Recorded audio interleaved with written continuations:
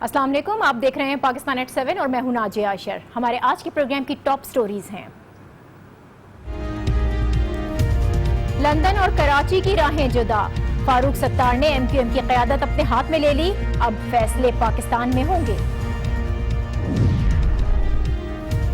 مصطفیٰ کمال کی سیاست کا محور -1 فارمولے پر عمل درآمد ہو گیا، اب پی ایس پی کا کیا ہوگا؟ اور ایم کیو ایم نے قائد سے لا تعلقی کا اظہار کر کے ساکھ بچا لی، کیا کل میئر اور ڈپٹی میئر کی سیٹ بھی بچا پائے گی؟ اس پر بھی پروگرام میں بات ہوگی۔ آپریشن غداری، الزامات، انکشافات، گرفتاریاں، احتجاج، ہنگامہ آرائی اور پھر -1۔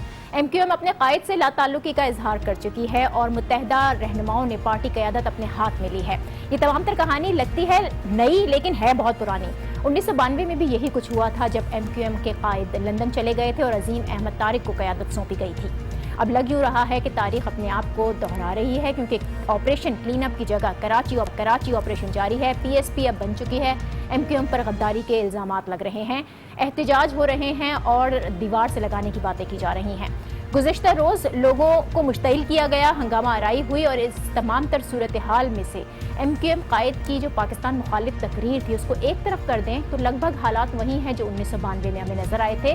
ایسے میں ایک بار پھر عوامی مفاد میں ایم کیو ایم کی متبادل قیادت سامنے آئی ہے، اور وہ قیادت ہے فاروق ستار کی، جو ایم کیو ایم کے وفادار اور سینئر رہنما سمجھے جاتے ہیں۔ اب انہوں نے لندن سے لا تعلقی کا اظہار کیا ہے، اور فاروق ستار جنہوں نے ساری رات رینجرز ہیڈ کوارٹر میں گزاری تھی، آج صبح جب وہ ریلیز ہوئے تو ان کے انداز بھی خاصے بدلے ہوئے تھے۔ بڑی وی آئی پی سیکیورٹی ان کو دی گئی تھی، جو کہ سیکیورٹی تھریٹس کی وجہ سے ان کے سامنے ساتھ تھی، اور پھر پہلے وہ گھر گئے اور اس کے بعد مقامی ہوٹل اور پھر پریس کلب آئے تھے پریس کانفرنس کرنے، جہاں ایم کیو ایم کی سینئر قیادت ان کی منتظر تھی۔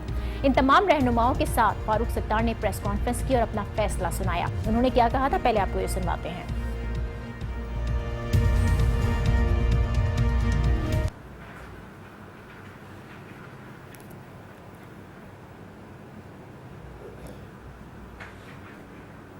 فاروق ستار کا یہ فیصلہ کہ وہ اب پارٹی قیادت کے جتنے فیصلے ہوں گے پاکستان میں ہی کریں گے، اور لندن قیادت کا اس سے کوئی تعلق نہیں ہوگا، تمام تر فیصلے پاکستان میں ہی کیے جائیں گے۔ فیصلے پاکستان میں ہوں گے، اور فاروق ستار کی یہ پریس کانفرنس ہم چاہ رہے تھے کہ آپ کو سنا سکیں، لیکن کچھ ٹیکنیکل وجوہات کی وجہ سے آپ نہیں اس سے سن سکے۔ لیکن یہ وہ پریس کانفرنس ہے جس پر ہم پچھلے کئی گھنٹے سے بات بھی کر رہے ہیں، اور اس سے کئی سوالات بھی کھڑے ہوئے ہیں۔ لندن سے لا تعلقی، کیا -1 فارمولے پر عمل ہو گیا؟ قائد سے لا تعلقی کے بعد اب ایم کیو ایم کیسے چلے گی، اور یہ فیصلے اگر پاکستان میں ہوں گے تو کون کرے گا، اور ایم کیو ایم کا مستقبل کیا ہوگا؟ اسی پر ہم بات کریں گے۔ اب ہمیں جوائن کریں سینئر تجزیہ کار اویس توحید صاحب۔ بہت شکریہ اویس توحید صاحب آپ کا۔ بڑی صورتحال جو ہے وہ تبدیل ہوئی ہے، متبادل قیادت سامنے آ گئی ہے، جس پر کئی عرصے سے ہم دیکھ رہے تھے کہ مستقل بحث کی جا رہی تھی، لیکن کراچی کے لیے ایک نئے دور کا آغاز ہوا ہے، فاروق ستار نے کمان سنبھال لی ہے۔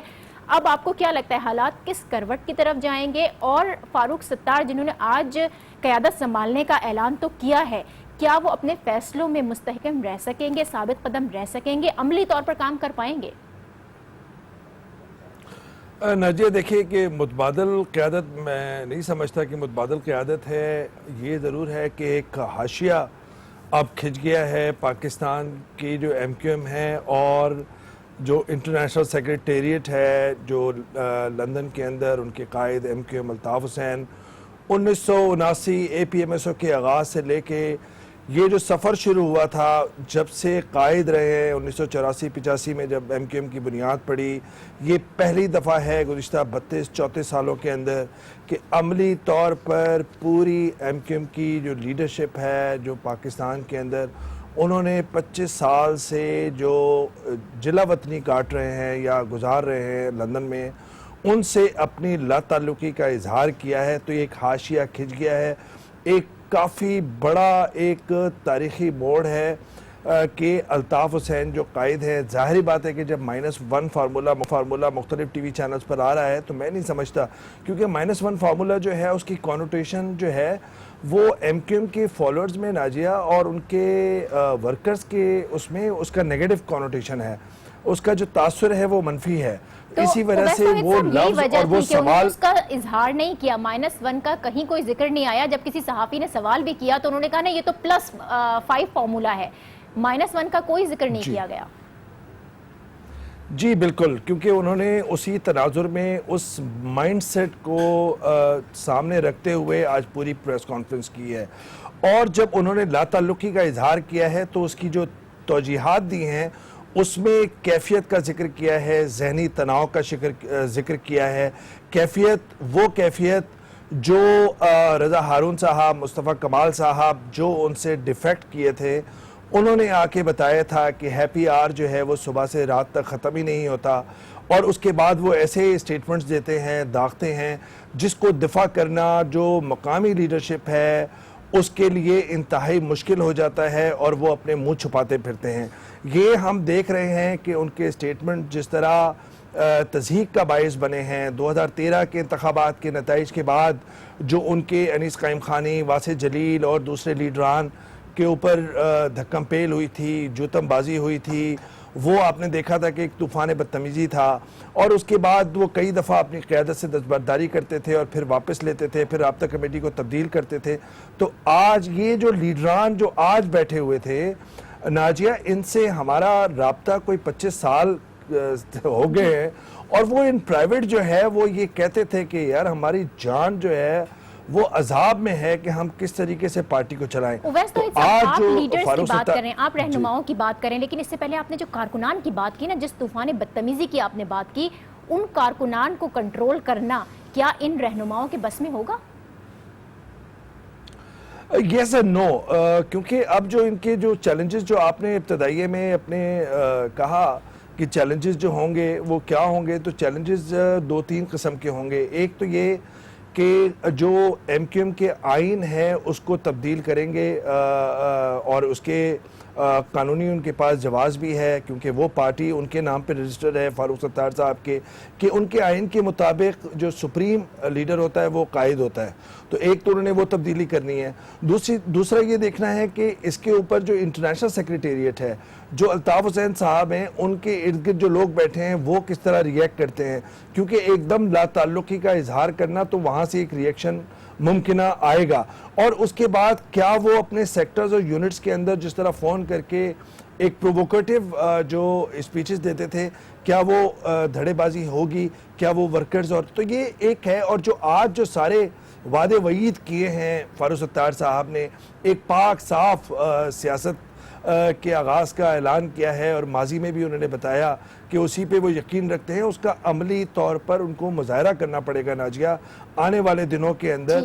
یہ ضرور ہے کہ یہ آج کی جو بیٹھک ہے وہ کافی لیئرز میں ان کی کنسلٹیشنز ہوئی ہیں. ٹھیک ہے, اویس توحید صاحب ہمارے ساتھ ہیں, ایم کیو ایم کے رہنما ڈاکٹر عامر لیاقت حسین نے ہمیں جوائن کر لیا ہے. عامر لیاقت حسین صاحب بہت شکریہ آپ کا, بہت ہی اہم فیصلہ اور بہت ہی مشکل حالات میں ایم کیو ایم نے اس وقت یہ لیا ہے. کتنا مشکل رہا یہ ایم کیو ایم کے لیے بھی, اور یہ کیا صرف کل کے دباؤ کا نتیجہ تھا یا یہ گراؤنڈ پہلے سے تیار ہو رہا تھا؟ اور پھر میرا یہ بھی سوال, چیلنجنگ ہوگا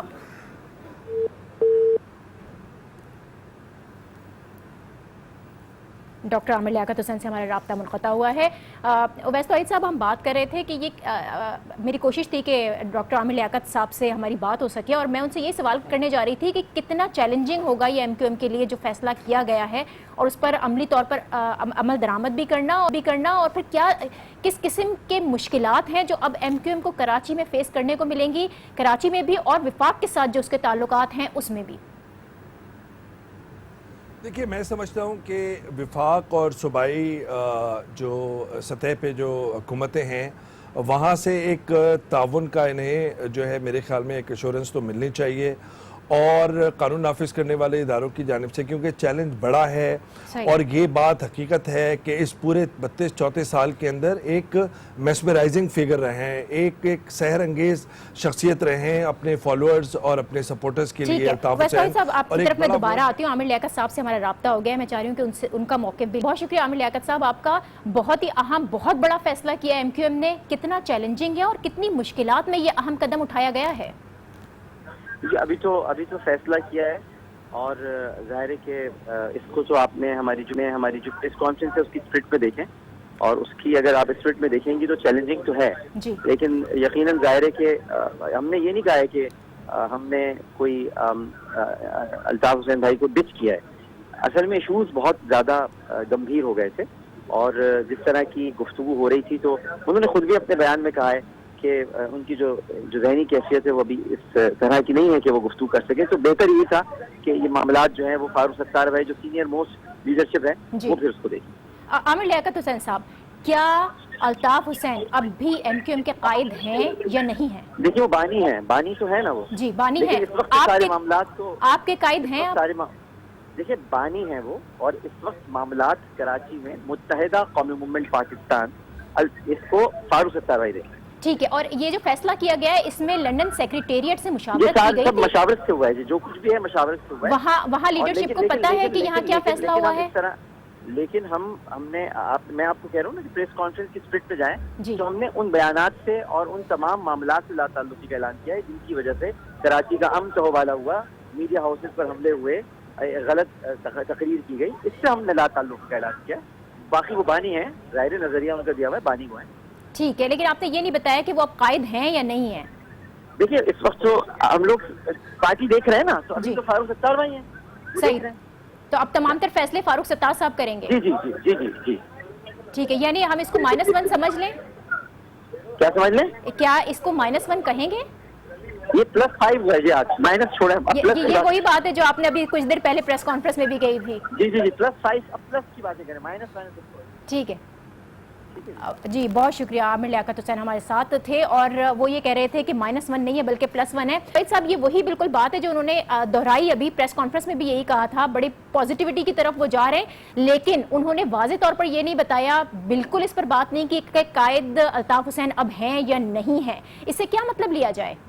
آپ نہیں، انہوں نے جو آپ کے تیسری دفعہ جو آپ نے ان کو کریدا تو انہوں نے صاف طور پہ کہہ دیا کہ قائد جو ہیں وہ فاروق ستار صاحب ہیں، بانی الطاف حسین. کوئی بھی متنازع کوئی ایسا بیان دینے سے گریز کیا، کیونکہ اب ظاہری بات ہے کہ آپ کو بھی کراچی کا پتہ ہے اور ہمیں بھی پتہ ہے کہ تہ در تہ جو ہے وہ ایم کیو ایم کی جو پوری جو پارٹی کی جو تنظیم سازی ہے وہ ساری سیکٹرز اور یونٹس پر ہے.